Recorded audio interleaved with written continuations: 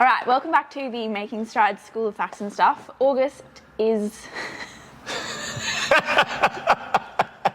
August is Spinal Muscular Atrophy Awareness Month, so we are doing an educational on SMA today. SMA is a genetic condition that causes progressive muscle weakness that varies depending on the type of SMA that the individual has. So there's type 0, 1, 2, 3 and 4, 0 being the most severe with the severity decreasing through the numbers towards 4.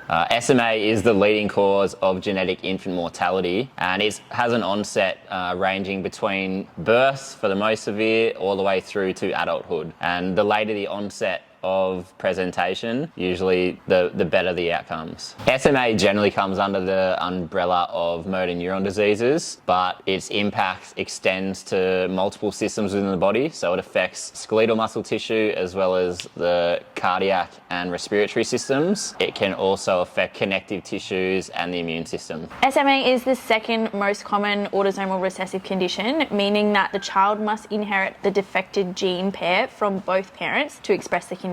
What's the first? What? That was a little way for you to plug cystic fibrosis. Oh, cystic fibrosis. Yes, Jason. If just one is inherited, the child will be a carrier. SMA is caused when a genetic mutation of SMN1 of chromosome 5 pair from each parent is inherited. In 94% of all SMA cases, this mutation involves a deletion of a segment called exon 7. The SMN stands for survival motor neuron, and it's involved in the assembly of the spliceosome and the biogenesis of ribonucleotides.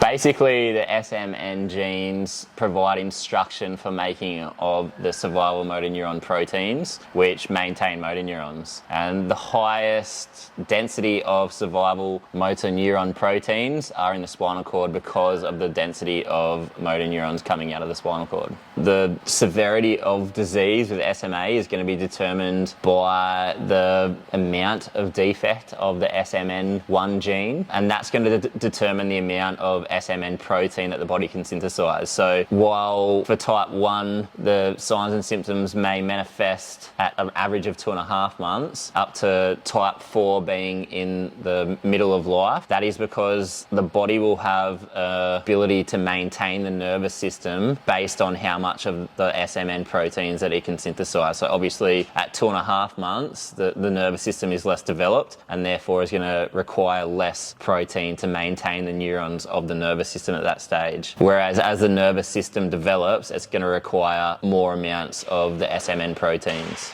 So therefore, the greater the body's ability to synthesize SMN proteins, the later the onset of symptoms, therefore the less degradation of motor neurons later into life and development, and the better the long-term prognosis. With impaired ability to synthesize the SMN protein, neuron degradation occurs, and this causes irreversible damage to the lower motor neurons of the spinal cord and the brainstem nuclei. This causes progressive muscle weakness to proximal muscles, so muscles within and close to the trunk, as well as impacting respiratory muscles and muscles involved in swallowing.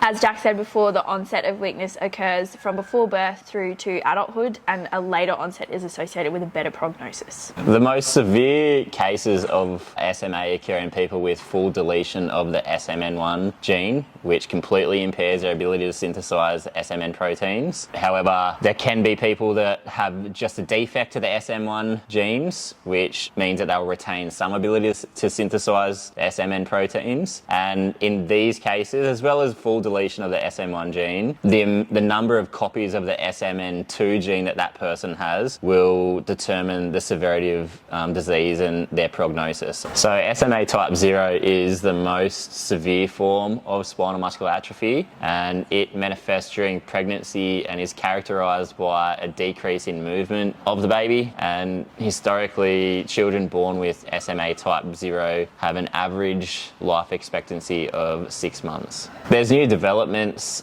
that we will talk about in terms of new gene therapies that, when administered early, are improving the prognosis for people with all forms of SMA. And there are case studies coming about where individuals with type 0 are living through to their teenage years. So hopefully we see continued progression of those types of stories. So SMA type 1, symptoms may be present at birth, however the average age of onset is around 2.5 months. These symptoms include severe weakness or floppiness, poor head control, a weak cry and cough, which is associated with weakness of the diaphragm, and difficulty with swallowing, feeding, as well as respiration. Prior to recent advancements in gene therapies, children with SMA type 1 had an average life expectancy of 2 years, with respiratory failure being the most common cause of death. The average age of onset, or when symptoms and signs might manifest for children with SMA type 2, is 8 months. Poor muscle tone might be evident at birth. However, some children may reach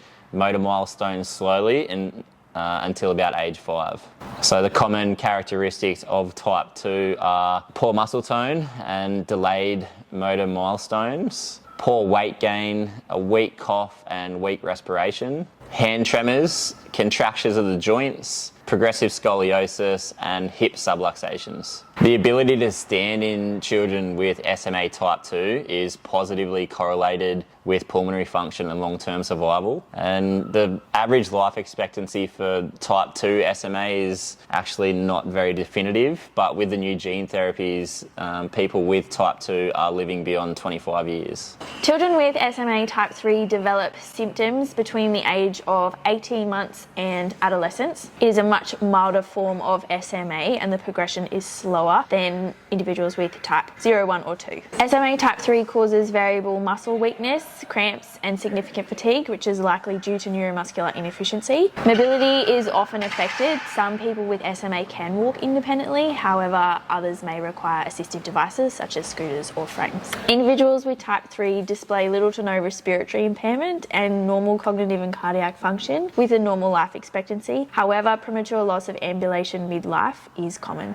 SMA type 4 is the least common form of SMA and it affects less than 5% of total SMA cases. The signs and symptoms of type 4 don't usually manifest until the second or third decade of life. When signs and symptoms of type 4 do manifest, they follow a specific pattern, disproportionately affecting the deltoids, triceps and quadriceps. Individuals with type 4 may or may not lose the ability to walk independently, but if they do, it is usually after the 5th decade of life, and people with type 4 have a normal life expectancy. Logistically, it's tomorrow. Welcome from the future. Alright, so we are up to exercise considerations for people with spinal muscular atrophy. So in a rehab setting, SMA types 2 and 3 are the most common, although pediatric therapy is increasingly common for SMA type 1. So one of the most common complications with SMA is scoliosis. This manifests in most individuals with SMA type 2 and approximately 50% of individuals with SMA type 3.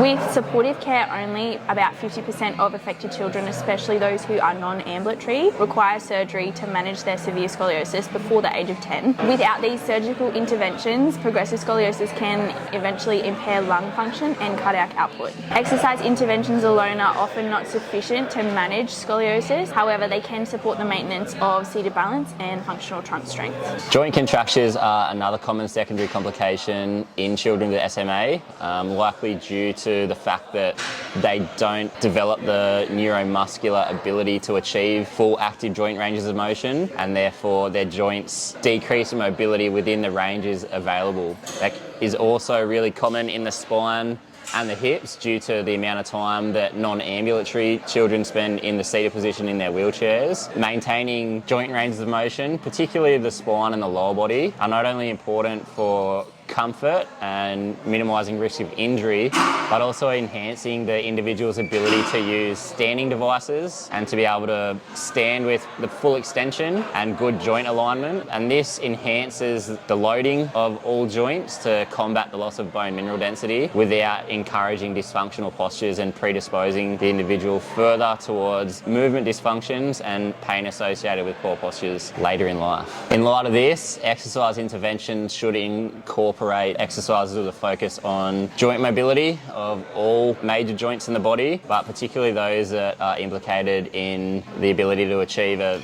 comfortable supine position, as well as standing to help combat bone density decreases. One consideration that has to be taken with any mobility focused exercise and with exercise in general is the fact that the hip joints of children with SMA and individuals with SMA ongoing through life will display laxity. So subluxations and dislocations are quite common in this population, and therefore particular attention must be shown to make sure that the joints aren't taken beyond their functional ranges. Because individuals with SMA have delayed motor development, exercise interventions should focus on fundamental movement skills and motor learning. Depending on the individual's level of function, this will often involve neurodevelopmental sequencing, such as rolling, kneeling, crawling, standing, and walking. It is important to be mindful of impaired respiratory function and the impacts that this can have with response to exercise. Children with SMA, particularly type 1 and 2, often have progressive decrease in pulmonary function. This is due to weakening of the intercostal muscles, a relatively weak diaphragm, reduced chest wall, and lung compliance. This reduced lung function is associated with chronic pulmonary hypertension, and this can lead to structural changes within the heart that impair cardiac function. Cardiovascular abnormalities are among the most frequently reported non-neuromuscular complications associated with SMA. The structural abnormalities are more common in type 1 with some rare cases in type 2. However, acquired cardiac pathologies such as arrhythmias and conduction abnormalities occur more frequently in the less severely affected individuals with types 2 and 3. Aerobic and resistance training is safe and well tolerated in individuals with SMA. However, comorbidities and secondary complications must be considered to ensure appropriateness of exercise. Therefore, oversight from a professional such as an exercise physiologist or physio is critical. An increasing number of children with types 1 and 2 SMA are now reaching motor milestones throughout childhood that were previously uncommon for those types of SMA. In light of this, exercise prescriptions should incorporate motor development with a focus on functional movement patterns associated with development through those ages, such as rolling and sitting up with good posture, standing and walking, which will lead to better long-term outcomes. As we've mentioned throughout this episode, there are an increasing number of pharmacological interventions becoming available for the treatment of SMA. Although we have said that they are gene therapies, there are very few gene therapies currently available. What the gene therapies aim to do is replace the SMN1 gene that is mutated with a healthy, fully functioning SMN1 gene. The other more common available pharmacological interventions are drugs like Spinraza, which belong to a group of medicines called antisense oligonucleotides. I think I got that right.